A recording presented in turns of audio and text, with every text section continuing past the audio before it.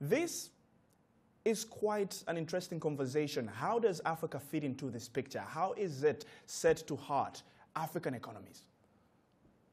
Well, today the effect of the trade war are yet to be seen. Actually, what we see is that we're rather in a trade games scenario, trade skirmishes, rather than an actual trade war, because the amount at risk is less than $30 billion, which is less than 0.01% of total trade. But indeed, President Trump has talked about the full Chinese imports. He's talked also 500 billion, you mentioned. He's also talked about 200 billion worth of automotive imports. And so, of course, everybody is a bit looking at what he's going to tweet about, because this is really where the trade policy of the US is being played today.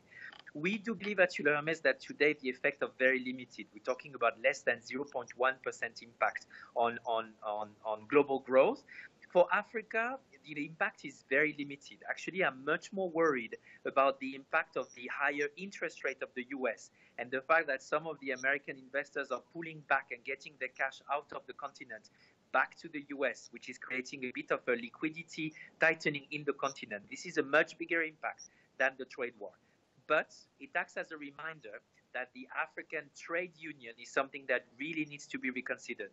There were talks, and we've been seeing that there is a commitment to more intra-regional trade.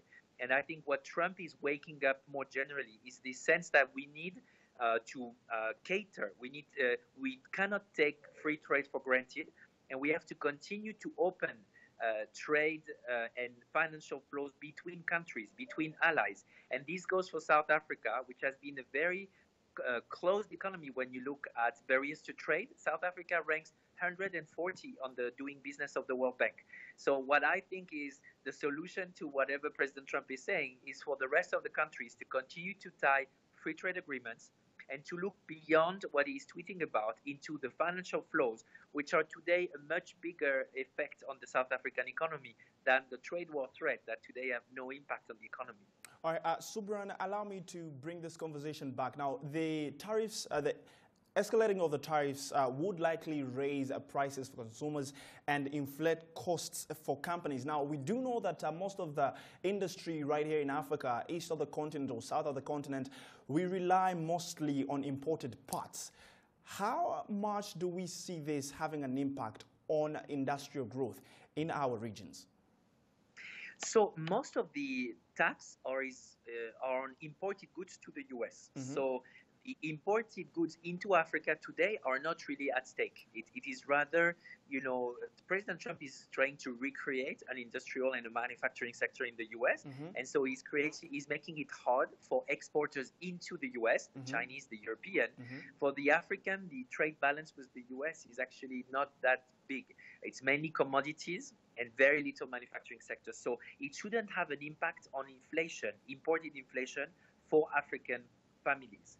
The problem is if there are retaliations, or the problem is that if there are escalation. In that case, indeed, the cost would be higher for importing sectors in Africa. But today, the cost is more on the exporting sector. Soybeans exporter, for example, for agricultural commodity exporters, this is better. I mean, this is creating a shock on the margins of these companies. But for the African families today, the cost is actually not higher. It's for the American families. All right. Now, you mentioned that, and it brings me back to what we've seen as of recently. China is having such an aggressive interest in Africa. We've seen the Djibouti International Free Trade Zone that was built in partnership with China. We're still looking at China. Just about last week, Rwanda signed about 15 bilateral pacts with China, and so much happening on that end of the conversation. With the U.S., however, we did see just back in a good 2 months ago, the U.S. banned Rwanda from the AGOA. And when you see what's happening between the U.S. and China, it pretty much worries African countries. What should we necessarily be worried about, or what should we make of this moving forward? What Africa should be worried about is that the period of financial nervosity and the period of protectionism creates less appetite for international investors to go and finance or co-finance long-term projects on the continent. If you remember the Ebola crisis in Western Africa, the reputation risk of 3 small countries in West Africa that were affected by the Ebola pandemics was close to 20 billion of outflow from capital from Africa because it was seen as a Pan-African problem. So similarly, when you have threats of trade war, when you have higher interest rate in the US, the big risk for Africa is that there are fewer investors that come to Africa for long-term projects. You mentioned the Chinese investments. The Chinese has been investing in Africa quite strongly since the 2002-2003 period. Today, African leaders and Chinese investors are in much better terms, and it's a much more structured partnership, much more sustainable also, and much more selective through the Belt and Road Initiative, through very critical infrastructure. But the real solution lies within African financing their own growth with their own money. Today, tax revenue is very low when you take it in GDP terms in African countries. It's less than 20% on average.